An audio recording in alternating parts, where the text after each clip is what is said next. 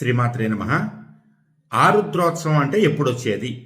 మార్గశిర మాసంలో వచ్చేటటువంటి ఆరుద్ర నక్షత్రమా, ధనుర్మాసంలో వచ్చేటటువంటి ఆరుద్ర నక్షత్రమా అనేటటువంటి చిన్న సంశయం కలిగి ఒక 4-5 గురువులను సంప్రదించడం జరిగింది. వాళ్ళు ఏం చెప్తున్నారంటే, మార్గశిర మాసంలో వచ్చేటటువంటి ఆరుద్ర నక్షత్రం అనేది రుద్రోత్సవము. అదే ధనుర్మాసంలో అంటే జనవరి 13వ తారీఖు వచ్చేటటువంటి ఆరుద్ర నక్షత్రం ఆరుద్రోత్సవం. గమనించండి, డిసెంబర్ 16వ తారీఖు వచ్చేటటువంటిదేమో రుద్రోత్సవం, రుద్రోత్సవం. జనవరి 13వ తారీఖు వచ్చినటువంటిదేమో ఆర్ద్రోత్సవం. కాబట్టి ఈ రెండు మధ్య తేడా ఏం లేదు, రెండింటికి ఒకటే ఫలితం, కాబట్టి పిలుచుకునేటువంటి విధానంలో తేడా ఉందంతే.